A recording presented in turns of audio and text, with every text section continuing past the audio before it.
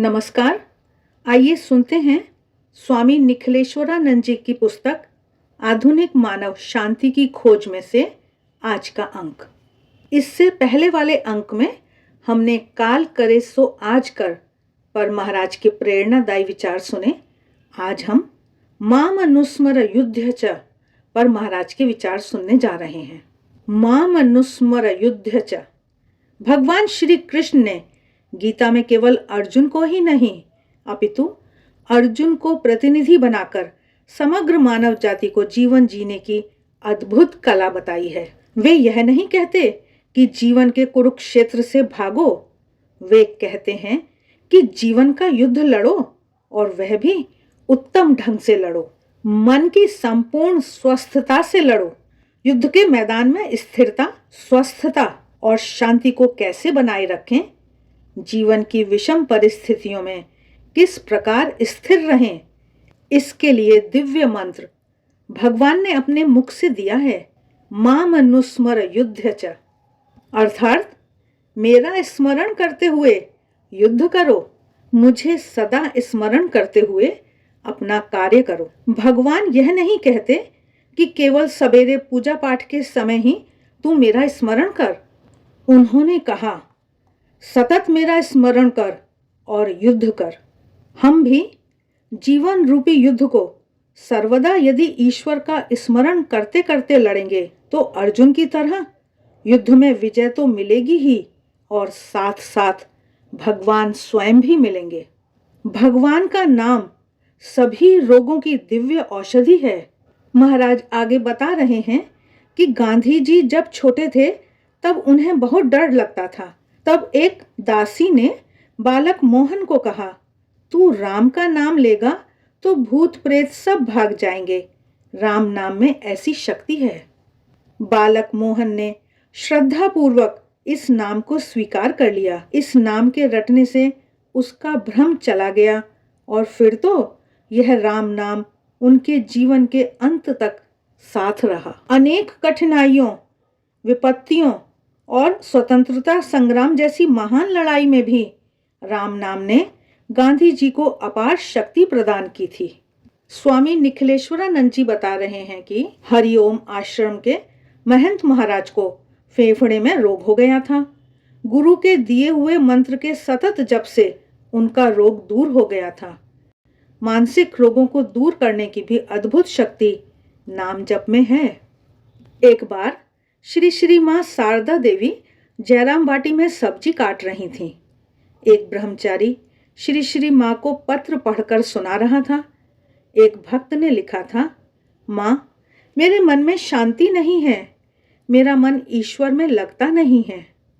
तब श्री श्री मां ने सब्जी एक ओर रखकर हाथ लंबा करते हुए जोर देकर कहा, तू उसे लिख दे कि वह प्रतिदिन 15-20 हजार बार ईश्वर का नाम जप करे और कुछ समय तक करने के बाद मन में शांति ना मिले तब मुझे लिखे। मन की शांति प्राप्त करने का सरलतम उपाय श्री मां ने नाम जप बताया है। सांसारिक जीवन व्यवहार में अनेक समस्याएं आती ही रहती हैं। मनुष्य निराश हो जाता है। कई बार तो बहुत परिश्रम करने के बाद भी समस्या हल नहीं होती है और उससे हारकर मनुष्य अपना जीवन समाप्त करने को तैयार हो जाता है। परंतु जो भगवान का नाम लेते हैं वे ऐसी निराशा में भी अडिग रहते हैं।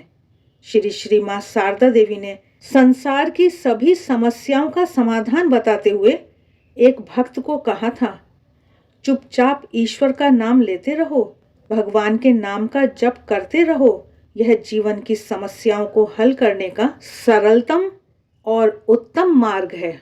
जीवन से भागने से किसी समस्या का समाधान नहीं होता है। कई लोग जीवन से घबराकर कहते हैं, हमें संन्यास लेना है, हमें सब कुछ छोड़ देना है, फिर हमें कोई समस्या ही नहीं रहेगी। लेकिन यह तो पलायनवाद है। जीवन से घबराकर, ऊबकर, हारकर संन्यास लेने से शायद बाहर से सब छूटा हुआ दिखाई दे, पर अंदर की स्थिति बदलती नहीं है। इसलिए बाहर से सब कुछ छोड़ देने से मानसिक शांति नहीं मिलती है। उसके लिए मन की स्थिति बदलनी पड़ती है। मन को ऊंची स्थिति में ले जाने का यदि कोई सबसे सरल और सबसे सुलभ उपाय या साधन है तो वह है भगवान के नाम का जप। महाराज कह रहे हैं कि भाग्य को बदल डालने की प्रचंड शक्ति भगवान के नाम में है। श्री मां शारदा देवी कहती हैं, विधाता के लिखे लेख को भी मिटाने की शक्ति नाम जप में है। विधाता के लिखे लेख को विधाता के सिवाय कोई नहीं मिटा सकता है, परंतु जो भगवान के जप को सतत रटता रहता है, विधाता स्वयं अपने लेख को अपने हाथों से मिटा देते हैं। राम नाम ने ही वालिया डाकू को विधाता के लेख को मिटाकर उसे महान ऋषि वाल्मीकि बना दिया था। यह कथा सर्वविदित है। सामान्यतः जब कोई दुख आता है तभी भगवान का नाम याद आता है। इसीलिए कबीरदास जी कहते हैं, दुख में सुमिरन सब करें, सुख में करे न कोय। जो सुख में सुमिरन करें, दुख काहे को होए। मनुष्य को सुख में भगवान का नाम याद नहीं आता है। सुख में तो आदमी भोग विलास में लगा रहता है, पर जब दुख आता है तब कहने लगता है, हे भगवान मुझे बचाओ। ठीक है, दुख और विपत्ति में भी यदि कोई भगवान को याद करे तो भगवान अवश्य बचा लेते हैं। महाराज आगे बता रहे हैं कि ध्यान, धर्म और साधना नामक पुस्तक में स्वामी ब्रह्मानंद जी कहते हैं, जहाँ भगवान का नाम होता है वहाँ पाप टिकता नहीं है, अपवित्रता नहीं रहती। रुई के ढेर में माचिस जलाते ही जैसे समस्त रुई क्षण भर में भस्मीभूत हो जाती है, वैसे ही एक क्षण में सभी पापों को भस्मीभूत करने की शक्ति भगवान के नाम में विद्यमान है। केवल दुख में नहीं, सुख में भी यदि भगवान का नित्य स्मरण किया जाए तो मन अद्भुत रूप से शांत और प्रसन्न रहता है। इसीलिए श्री रामकृष्ण देव कहते हैं, ईश्वर के नाम का गुणगान हमेशा करना चाहिए और सत्संग में ईश्वर के भक्त और साधु के पास कभी कभी जाते रहना चाहिए।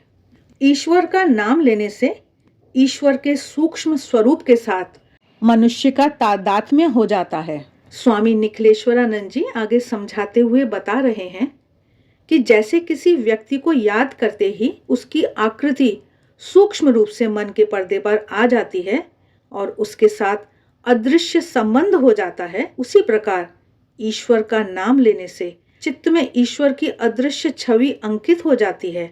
सूक्ष्म रूप से ईश्वर के साथ संबंध स्थापित हो जाता है। ईश्वर तो सर्वशक्तिमान है ही, उनके साथ संबंध जुड़ जाने के बाद अदृश्य रूप से मनुष्य में अद्भुत शक्ति आ जाती है। इस शक्ति के आने से उसे समस्याएं, परिस्थितियां इतनी विकट नहीं लगती हैं। अधिक नाम स्मरण करने से भगवान की शक्ति, शांति, प्रेम, करुणा, कृपा आदि दैवी उपहार उसे मिलते हैं। उसकी आंतरिक स्थिति बदल जाने से कोई कठिनाई उसे अनुभव नहीं होती है, कोई समस्या परेशान नहीं करती है। जो लोग भगवान का नाम स्मरण करते करते जीवन के सभी कार्य करते हैं, उन्हें जीवन में परम शांति तो मिलती ही है, शांति के दाता स्वयं भगवान भी मिलते हैं। यह बात भगवान श्री कृष्ण ने गीता के 8वें अध्याय के 7वें श्लोक में कही है। तस्मात् सर्वेषु कालेषु माम अनुस्मर युद्ध च मय्यर्पित मनोबुद्धिर मामे वैश्यस्य संशयम। इसलिए तू सब समय निरंतर मेरा स्मरण कर और युद्ध भी कर।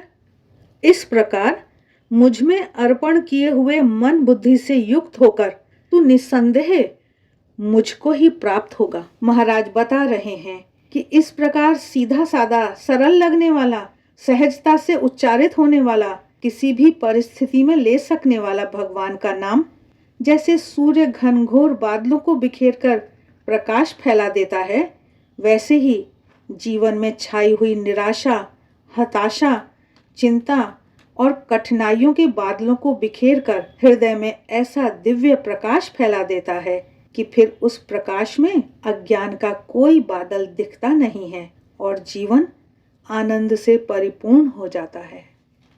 आशा है आज का यह अंक आपको अच्छा लगा है और आप इस पर चिंतन व मनन अवश्य करेंगे। आज के लिए बस इतना ही। मिलते हैं फिर। तब तक के लिए आप सभी का बहुत बहुत धन्यवाद।